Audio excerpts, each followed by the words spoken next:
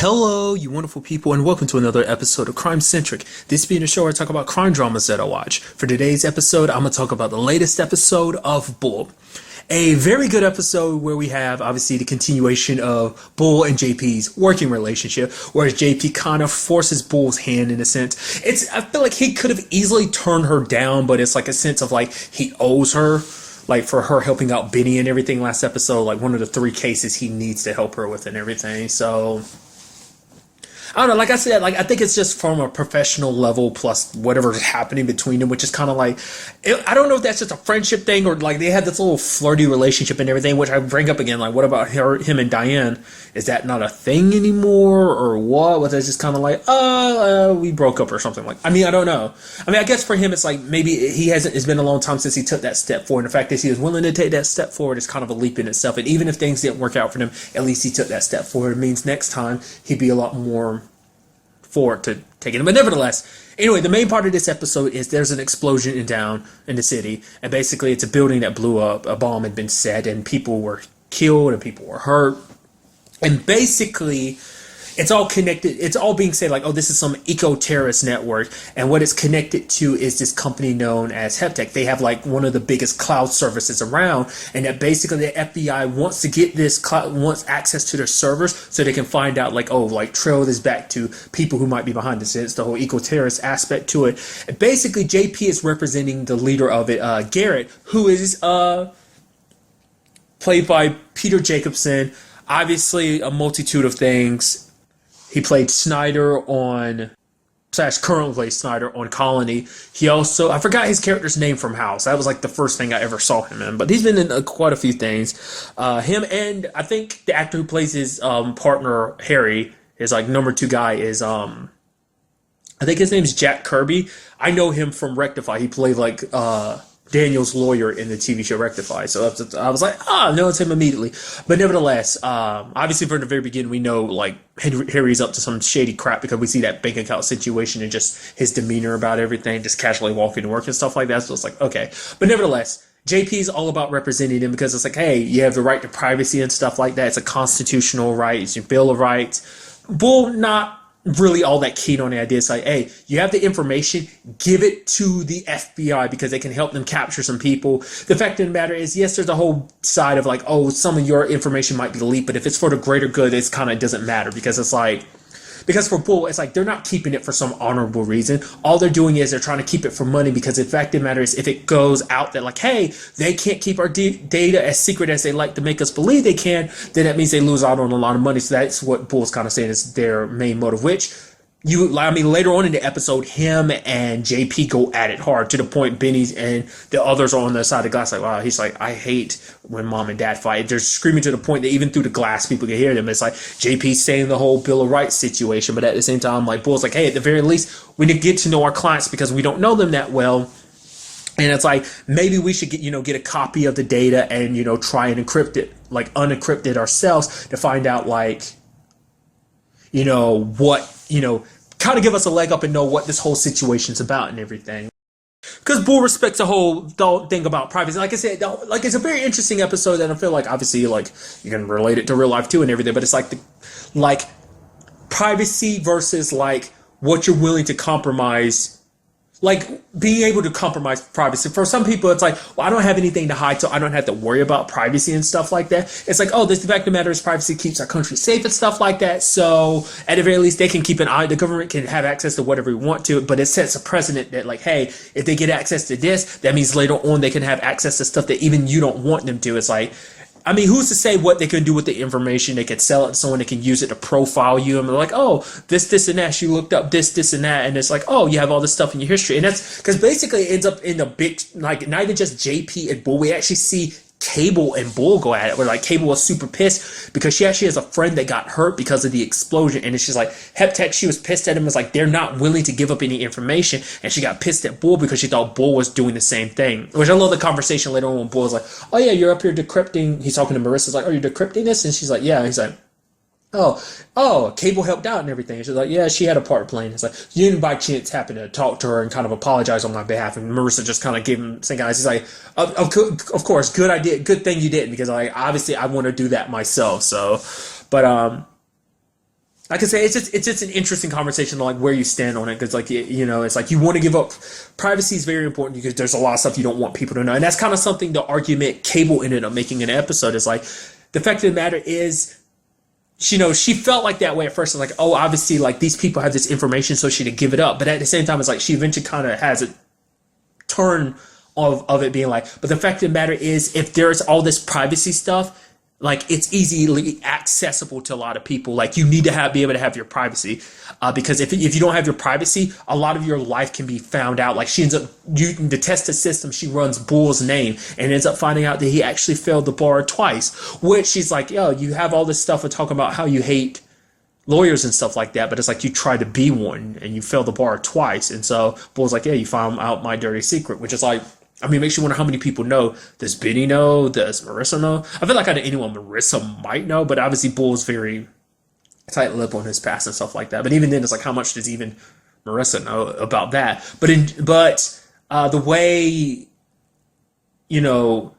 I guess it's like you could argue from a psychiatrist standpoint or psychologist standpoint is what I'm trying to say. Sorry, that basically he resents lawyers because they are what he could never be, on some level. But then again, it's like, why is he so good with Biddy and stuff like that? So it's like, I don't know. Like you could make that argument there. That's why he hates lawyers so much. But obviously, like there's the other side of him. It's like, well, lawyers are just slimy in general. So it's like that's reason enough for him to hate him. But it's like, you could look at it from both sides. So, but it's like that's access to information. Cable's like, I didn't need to know, because she understood, like, eventually when Marissa explained it to her, it's like he was just as upset about this heptac situation too, that they wouldn't give up the information. It's like that Bull took the job because he knew it's the only way to get close to them to kind of find out whatever it is and possibly help the FBI kind of get whoever they need to hunt down.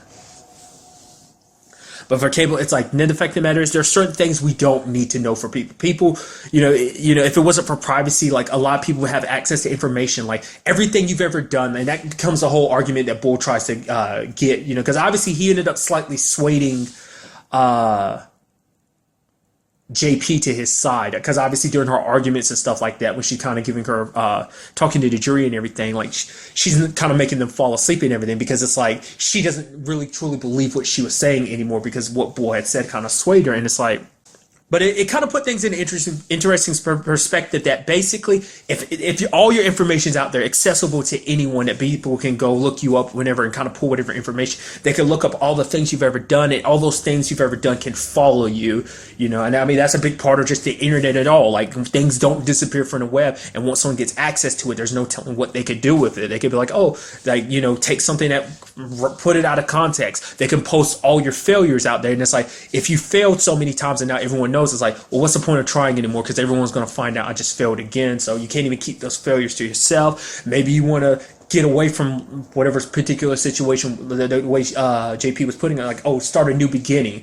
Maybe it's like life wasn't all that good for you, but it's like, hey, now you found a new way to kind of get a new start. And it's like, oh, everything you did in the past, maybe any mistakes you might have made, follow you too. So there's just a limit to how much like your past and history should follow you. I mean, it's just kind of, like I said, overall, it's just a very interesting conversation. Like, no matter where you fall on the side of it, you see both sides of it. Like, to me, I've always felt like that. I've always been on both sides. It's like, obviously, if you have all this privacy and stuff like that, like, as long as you're not doing anything bad, who cares? But it's like, no, the last thing you want is people having access to all the information, because, people will judge you for stuff like that, because they're like, because who's to say, like, this is just a stepping stone? It's like they get access to this information and then they start keeping an eye on everything that you do, and one slip up and they can just like, oh, say you're this, and that, so.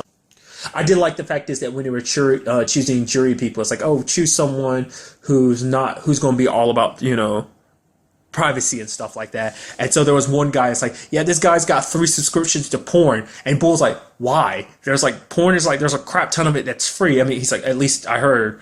And there's like, okay, so how many of you have watched porn? And a lot of them raised their hands. And like, how many of you actually pay for porn? And he was about to raise his hand, but he started to went up to do it. You see the lady right beside him looking down at his hand as it was like lifted up, and he just put his hand down. It was like, yep, that was a gift that just kept giving for Bull. It's like, yep.